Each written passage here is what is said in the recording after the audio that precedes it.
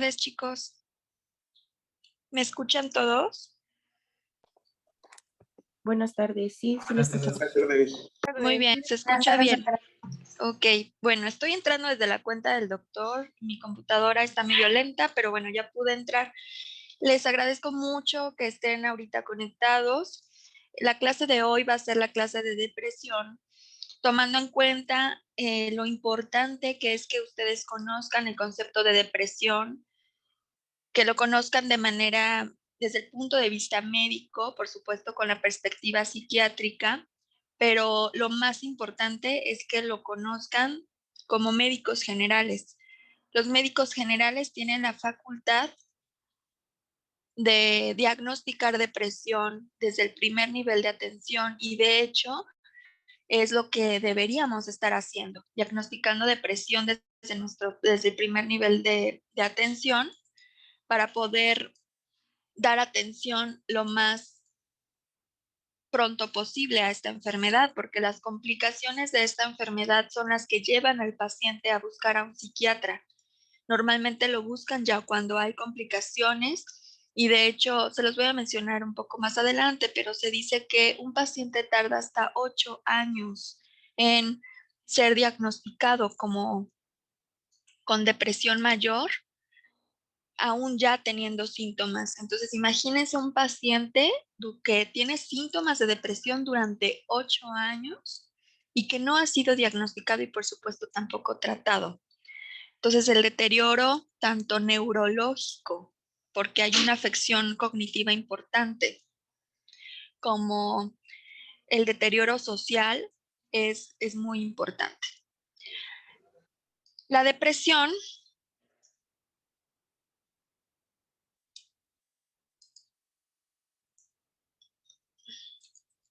ahí está la depresión. Ay, ya. La depresión es un síndrome clínico. Esto significa que es un conjunto de signos y síntomas que puede tener diversas etiologías, pero nosotros hay que diagnosticarlo como un síndrome. Es clínico porque la única forma de diagnosticar depresión es a través de una historia clínica y de un examen clínico mental. Es la única forma de diagnosticarlo. Tenemos diferentes test de tamizaje y de escrutinio para poder determinar si hay riesgo de padecer de depresión o la severidad de la depresión. Pero ningún test nos va a diagnosticar depresión. El único diagnóstico se hace a través de la clínica. Me parece que ya el doctor les mandó un inventario de depresión de Beck. El doctor Beck hace esta... Sí, ¿verdad? Sí, nos lo mandó. Sí. Ah, muy bien. Sí, Ok. nos lo mandó. Perfecto. El doctor Beck hace esta recopilación de preguntas que son, como ustedes las vieron, son preguntas muy simples, pero preguntas muy directas respecto a síntomas de depresión. Esto es con la finalidad de detectar la severidad de una depresión ya existente. Entonces, son de mucha utilidad estos tests en la clínica, pero como herramientas. El diagnóstico se hace a través de la entrevista clínica. La depresión está caracterizada por una falla en los mecanismos de la regulación del afecto, que provoca disminución del humor o estado de ánimo, con diversas series de síntomas asociados a la falla primaria, los cuales deben estar presentes por 2 semanas consecutivas. Aquí estamos viendo ya diferentes criterios de diagnóstico que es importante que ustedes tengan en mente, porque cuando hacen un diagnóstico de depresión, y de hecho creo que en las preguntas del doctor Beck lo pregunta así, se preguntan síntomas en las últimas 2 semanas. Le vas a preguntar al paciente, bueno, más adelante lo vamos a ir viendo, ¿no? Pero las preguntas clínicas que vamos a hacer tienen que ser enfocadas en las últimas 2 semanas. Ahora, ¿qué pasa cuando el paciente ya tiene años deprimido con un diagnóstico postergado, ¿no? Con un diagnóstico mal hecho, y a lo mejor medicado por otras cuestiones, pero no por depresión, etcétera. Bueno, pues hay otras condiciones psiquiátricas como la distimia. La distimia, por ejemplo, es cuando se presentan estos síntomas clínicos, pero de menor intensidad durante al menos 2 años. ¿No? Entonces ya vieron la diferencia entre depresión y distimia. Normalmente el paciente con depresión nos va a mencionar que las últimas 2 semanas ha estado sin dormir, con irritabilidad, con habilidad al llanto, etc. Lo que está fallando aquí son los mecanismos de regulación del afecto. Vamos a ir viendo cómo hay diferentes estructuras cerebrales encargadas de la regulación del afecto. El afecto es una función cerebral, doctores. ¿Ok? No estoy hablando de algo emocional o psicológico. El afecto es una función cerebral y esto es lo que está afectado en el síndrome de la depresión. Los factores etiopatogénicos de la depresión suelen ser genéticos, biológicos y sociales.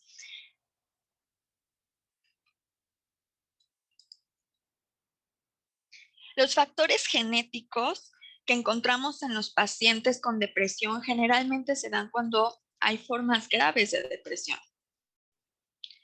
Las formas graves de depresión ustedes las van a identificar inmediatamente, ¿no? Porque son pacientes que no se levantan de la cama, que o comen muy poco o o comen demasiado, que tienen ideas de muerte o ideas suicidas e incluso intentos suicidas, que es como la complicación más frecuente de la depresión. El riesgo de morbilidad en los padres de pacientes es del 22% y en hermanos de 18.6%. Esto de acuerdo a un estudio inglés que se hizo en 2002 y que me parece muy importante, doctores, porque cuando ustedes reciben a un paciente con síntomas de depresión, inmediatamente deben estar pensando, híjole, tal vez los papás, tal vez los hermanos también tengan depresión por esta alta incidencia de la congenia, ¿no? En cuanto al riesgo de depresión. Hay marcadores genéticos potenciales para los trastornos del humor en general. Los trastornos del humor incluyen trastorno bipolar, esquizofrenia, depresión, distimia, y han sido localizados en los cromosomas X, 4, 5, 11, 18 y 21. Entonces, generalmente cuando encontramos estos marcadores genéticos, que normalmente no se buscan, pero en protocolos de investigación, por ejemplo, en el Instituto de Psiquiatría, etcétera, estos son también los marcadores que se han localizado y tienen que ver con las formas graves de la depresión. Hay un polimorfismo funcional en la región promotora del gen de transportador de la serotonina, que es la que modula la influencia de eventos externos en la depresión. Esto es, cuando hay una mutación funcional en este gen, hay un trastorno para la transportación de la serotonina. Nosotros hemos visto que generalmente el origen genético, biológico de la depresión no es como muchos pensamos, que no estamos secretando serotonina. La verdad es que muchos pacientes con depresión sí secretan serotonina en cantidades adecuadas, sin embargo no se transporta adecuadamente. ¿Se acuerdan cómo es el transporte de la serotonina en la sinapsis? ¿Cómo se lleva a cabo? ¿A través de qué? ¿De vesículas? A ver, Fisio. Muy bien, de vesículas, así como otros neurotransmisores. Entonces, lo que está sucediendo cuando hay una mutación en este gen es que estas vesículas no se están formando adecuadamente, no son suficientes y no se transportan adecuadamente. Entonces, cuando los pacientes tienen un polimorfismo funcional en este gen, lo que ocasiona es que los eventos externos detonan mucho más fácilmente un evento de depresión. Los individuos con una o dos copias del alelo corto de la serotonina muestran más síntomas depresivos, depresión diagnosticable y tendencias suicidas con relación a eventos estresantes en comparación con individuos con un solo alelo. Cuando tenemos un paciente que tiene depresión, a lo mejor de inicio reciente, pero es una depresión grave que tiene ideas suicidas, etcétera, pues podemos estar pensando que probablemente tenga un polimorfismo en este gen, que tenga una o dos copias del alelo corto de la serotonina, y entonces en este momento ya pensamos que va a ser una depresión que requiera un tratamiento a largo plazo, que requiera escrutinio en la familia para ir buscando si es que algún otro miembro de la familia tiene síntomas y poder evitar las complicaciones. Muy bien. Los factores biológicos que intervienen en la etiopatogenia de la depresión son algunos como los que estamos mostrando aquí. La hipótesis de las aminas biógenas, que es precisamente la hipótesis que habla sobre la producción adecuada de los neurotransmisores o aminas biógenas. Alteraciones neuroanatómicas. Hay pacientes que tienen alteraciones neuroanatómicas tanto como consecuencia del neurodesarrollo como secundarias al uso de algunas sustancias, por ejemplo. Alteraciones neuroendocrinas, esto es muy importante porque ustedes sabrán que el sistema endocrino regula todas las funciones del cuerpo, todas, desde el metabolismo y por supuesto la regulación del afecto. Si ustedes tienen a algún paciente con una alteración neuroendocrina, pues puede hacerlo más susceptible a padecer depresión, y más adelante lo vamos a ir mencionando para el diagnóstico. Y alteraciones inmunológicas, doctores, porque la depresión es una enfermedad sistémica, no es una enfermedad nada más psiquiátrica o del cerebro. Es una enfermedad sistémica en la que se ha visto que hay alteraciones del sistema inmunológico, que hay francamente una inflamación sistémica que está condicionando la gravedad de la presentación del cuadro. Entonces, miren, esta es la hipótesis de las aminas biógenas, en donde vemos como premisa que hay una disminución de las monoaminas biógenas como la serotonina, noradrenalina y dopamina a nivel del sistema nervioso central. Entonces, bueno, esta es la premisa, digamos, más común que se entiende como etiología de la depresión, ¿no? Que yo creo que muchos de ustedes lo han leído así. Lo que pasa es que hay una disminución en la producción de neurotransmisores. Pues sí, efectivamente sí llega a suceder esto. Les comento que no es en la mayoría de los casos, pero sí sucede, por supuesto. Y recordemos que la mayoría de los neurotransmisores se sintetizan a partir de aminoácidos esenciales. ¿Qué característica tienen los aminoácidos esenciales? Que no son sintetizados en nuestro cuerpo. Ok, entonces, Los adquirimos en la vida. ¿cuál es la fuente? Los alimentos. Eso es muy importante que en los alimentos, es muy importante que lo tengamos en mente, porque entonces, ¿qué pasa con los pacientes que provienen de, pues de carencias nutricionales importantes en la primera infancia o durante el desarrollo gestacional, ¿no? Entonces, es un factor de riesgo para depresión. Tenemos entonces aquí el pool de aminoácidos esenciales y cómo se van sintetizando la noradrenalina, la serotonina a partir del triptófano, la tiramina, que también es un regulador del circuito del afecto.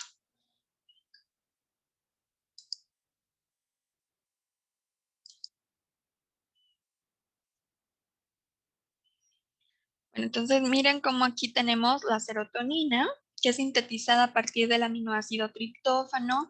Ustedes saben las funciones de la serotonina a nivel sistémico.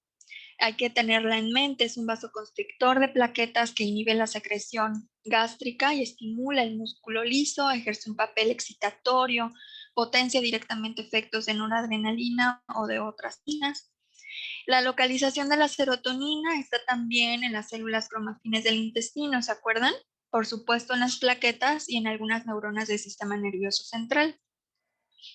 Y tiene su lugar de acción en el sistema nervioso central y en la periferia. Las funciones de la serotonina a nivel del sistema nervioso central es el talante, la conducta, el movimiento, la apreciación del dolor, la actividad sexual, apetito, secreciones endocrinas, funciones cardíacas, ciclo de sueño-vigilia. Fíjense cómo las funciones de la serotonina, pues por supuesto que están relacionadas con las alteraciones que vamos a ver en la depresión. Es uno de los neurotransmisores más importantes implicados en la fisiopatología de la depresión.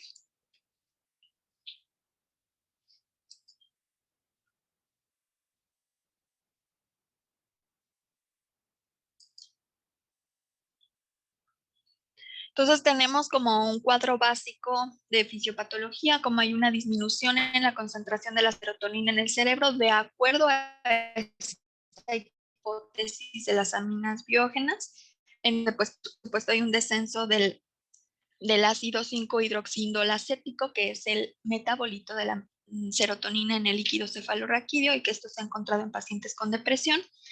Hay una disminución de la serotonina plaquetaria y plasmática, y hay un aumento de los receptores de serotonina postsinápticos como un mecanismo de compensación. Pero en esta hipótesis, bueno, si no hay suficiente serotonina producida, los receptores pues van a estar sin ser estimulados.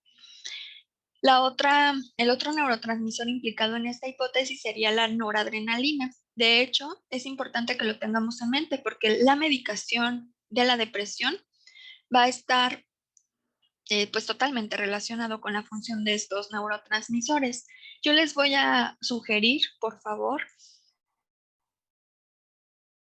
que lean el primer capítulo, la introducción a cómo funcionan los neurotransmisores y cómo se exportan y cómo se sintetizan y cómo estimulan a los receptores y todas las cadenas bioquímicas que se llevan a cabo dentro de la neurona, de un libro que se llama Psicofarmacología. El autor es Stahl. Yo les voy a mandar la referencia en el WhatsApp. Si ustedes me leen el primer capítulo, ya con eso tienen como un background muy importante para poder entender la farmacología de la depresión y de la mayoría de las enfermedades mentales que vamos a ir revisando en el curso. Seguramente en su clase de bioquímica lo revisaron, sobre todo si cursaron con algunos profesores que tienen como mucho conocimiento en este sentido. No me acuerdo del nombre de la doctora, pero hay una doctora que es psiquiatra y que da bioquímica. No me acuerdo, pero ella, por ejemplo, pues da clases muy interesantes sobre esto. También pueden encontrar sus videos en YouTube y están muy interesantes. Bueno, la noradrenalina tiene su lugar de acción en el locus ceruleus o en del sistema nervioso central y también se transporta a través de vesículas. Hay vesículas transportadoras de dopamina que son las que se encargan de transportar la dopamina a nivel de la sinapsis. Pero aquí ya está confundida esta información, disculpen. Estamos hablando de la dopamina, perdón, no de la noradrenalina, de la dopamina. Entonces, la dopamina es importante recordar que se forma a partir de la tirosina y que hay una transformación de la tirosina en L-dopa, que es principalmente la que está afectada en enfermedades neurológicas como el Parkinson. Entonces, el mecanismo de transmisión pues es muy parecido a los demás neurotransmisores a partir de vesículas en donde estimulan el receptor de dopamina y a través del RNA mensajero y de otro tipo de reacciones, sobre todo vinculadas a proteínas G, es que se realiza todo el funcionamiento ya en la neurona postsináptica. Cuando tenemos alteraciones en la noradrenalina, hay una hipersecreción de cortisol, por lo tanto hay un aumento de receptores beta adrenérgicos. El cortisol, como ustedes recordarán, es una hormona del estrés o una hormona contrarreguladora. ¿Quién se acuerda cuáles son las demás hormonas contrarreguladoras?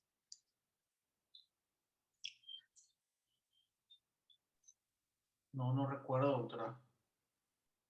¿Alguien más? ¿El glucagón? El glucagón, muy bien. ¿Qué otro? La hormona en crecimiento también influye. Muy bien. ¿Alguien más?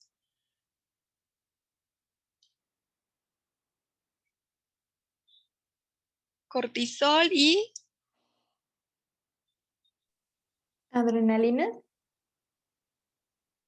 ¿no?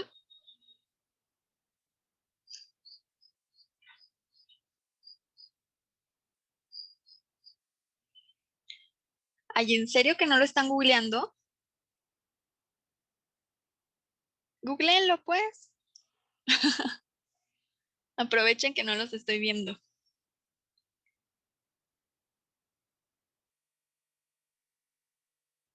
A ver, alguien que los diga todos completos para que los tengamos en la mente ya bien grabados. Esto es muy importante en la fisiopatología de las enfermedades mentales. Hormonas contrarreguladoras.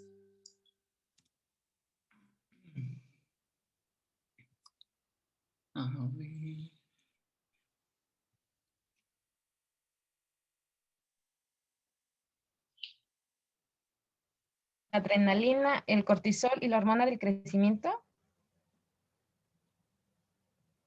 ¿El glucagón?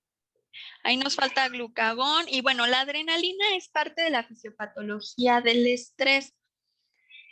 Funciona como contrarreguladora pues por su propia naturaleza, ¿no? Pero las hormonas que se producen a partir del estrés, pues serían estas hormonas, ¿no? Y se llaman contrarreguladoras porque lo que van a hacer en el metabolismo pues es principalmente aumentar las reservas energéticas para el momento en el que se requieran, ¿no? Por estar en una situación de estrés. Esto lo pueden revisar en sus clases de bioquímica y es muy importante entenderlo porque en la depresión las hormonas contrarreguladoras están aumentadas. Entonces es un grave riesgo la depresión para enfermedades metabólicas. Ustedes van a ver asociada la depresión con diabetes, la depresión en general con síndrome metabólico. Y es algo que hay que tratar en nuestros pacientes, ¿no? Si yo tengo un paciente con depresión, híjole, pues le mando a hacer estudios de laboratorio, le mando a hacer hemoglobina glicosilada, sobre todo si hay antecedentes hereditarios, que bueno, como mexicanos todos los tenemos. Entonces, es una asociación interesante también por el daño metabólico que causa la depresión. Por eso les decía que la depresión es una enfermedad sistémica que hay que tratar ya como enfermedad general. De hecho, hace 2 años la Organización Mundial de la Salud determinó que ese año se iba a dedicar específicamente para la depresión por ser una enfermedad degenerativa y por ser una enfermedad que causa tantas complicaciones, ¿no? Entonces, bueno, lo importante acá es entender cómo es que aumentan las hormonas contrarreguladoras. Ahora sí, la dopamina está secretada, generada o tiene su función también importante en el pars compacta del locus niger y en neuronas de la parte ventral del tegmento mesencefálico. Por lo tanto, está relacionada con los trastornos motores o discinéticos que también se observan en la depresión, ¿no? No, a lo mejor no es uno de los neurotransmisores más importantes implicados en la depresión, pero al ser parte del ciclo de regulador del afecto, también tiene una afección importante. Entonces, hay que recordar que también está sintetizada a partir de la tirosina, como ya vimos en la imagen que se me coló en la diapositiva anterior, y que en un cuadro de depresión tenemos generalmente disminución de la secreción de la dopamina en la pars, en el locus niger. Bueno, las alteraciones neuroendocrinas de la depresión hay que tener en cuenta en la mente todos los circuitos neuroendocrinos que tienen que ver principalmente con las hormonas contrarreguladoras y con el efecto que éstas tienen en los circuitos neuroendocrinos. Entonces, acordémonos cómo es que el cortisol se forma a partir de la estimulación del ACTH por la hipófisis en la corteza suprarrenal, ¿no? Y que tiene una estimulación positiva con la vasopresina en el hipotálamo. Entonces, fíjense cómo la afección es a diferentes niveles, ¿no? Un paciente con una depresión grave o una depresión complicada, pues generalmente tiene alteración en todo el eje. El cortisol tiene la función de adaptación al estrés, pero también disminuye el sistema inmunológico y genera una respuesta inflamatoria, incremento del efecto de las catecolaminas y efectos mineralocorticoides. Recordemos que la respuesta inflamatoria es sistémica, ¿no? Y cuando nosotros como médicos hablamos de respuesta inflamatoria, estamos hablando de liberación de citocinas, estamos hablando de apoptosis y estamos hablando de un montón de mecanismos celulares que hay que tener en mente y que todo esto se está llevando a cabo en la depresión. Acordémonos que el cortisol tiene un ciclo circadiano. Es normal cuando a las primeras horas de la mañana el cortisol está elevado, porque ontogénicamente los seres humanos estamos regulados en base a la luz solar. Entonces, cuando sale el sol, por supuesto que se activan un montón de mecanismos neuroendocrinos que nos permiten estar activos y poder ser productivos. Entonces, en las primeras horas de la mañana tenemos el cortisol más elevado y a lo largo del día va disminuyendo, teniendo el punto más bajo de cortisol alrededor de las 10 de la noche, que es cuando se supone ya debemos descansar, ¿no? También esto para que se lleven a cabo todos los mecanismos metabólicos importantes relacionados con el cortisol o con la ausencia o la disminución de cortisol. Entonces, en un paciente con depresión, pues hay una alteración importante del cortisol y tenemos una elevación constante del cortisol a lo largo del día. Entonces, el paciente, al revés de estar disminuyendo el cortisol a lo largo del día, empieza a tener picos altos durante la noche, por ejemplo. Y entonces eso le causa alteraciones del ciclo vigilia, le causa mayor riesgo de obesidad y de diabetes. Entonces, esta es una de las alteraciones más importantes del cortisol respecto a su ciclo circadiano, ¿no? Y esto se debe a la retroalimentación negativa que provoca en el eje del cortisol. ¿Hasta aquí alguna pregunta, duda, comentario? No, doctora. Bueno, yo no. Gracias. No, no, doctora. ¿Todo bien? No, doctora, todo claro. Bueno, alteraciones en el sistema inmunológico de la depresión. Se ha visto que hay un incremento en el conteo de los monocitos, por ejemplo, ¿no? O sea, esto nos habla, cuando hay una alteración, un incremento en los monocitos, nos habla de que parece como si hubiera un proceso infeccioso, ¿no? O sea, la depresión causa tal inflamación que se ha equiparado a un paciente con depresión grave con un paciente con sepsis. La inflamación sistémica es muy parecida. Las citocinas proinflamatorias, como la interleucina 6, pueden alterar los neurotransmisores en múltiples regiones del cerebro, debido a que la interleucina 6 contribuye a reducir la disponibilidad del L-triptófano. Y se acuerdan que el L-triptófano es precursor de la serotonina, ¿no? Entonces, estos ya son estudios que se han hecho recientemente. Aquí tenemos referencias del 2000, de 1994, pero recientemente hay estudios en donde se hace determinación de interleucina 6 en la saliva de los pacientes deprimidos. De hecho, hay uno que hizo el doctor Gerardo Leija, que no sé si lo conozcas, es un doctor del posgrado de ahí de la escuela, y él hizo un estudio en pacientes sobrevivientes del cáncer de mama. Los comparó con pacientes obesos y con pacientes deprimidos. Y entonces encontró que hay más IL-6 en la saliva de los pacientes deprimidos y obesos que en las sobrevivientes del cáncer de mama, sin otra comorbilidad. Entonces, la interleucina 6 está muy elevada y recordemos toda la implicación proinflamatoria que tiene esta interleucina, ¿no? Incluyendo el riesgo cardiovascular. Doctores, voy a dejarlo hasta aquí porque se va a cortar la transmisión. Nos volvemos a conectar en 5 minutos. Sí, De acuerdo, doctora. doctora. Sí. Doctora. Bye.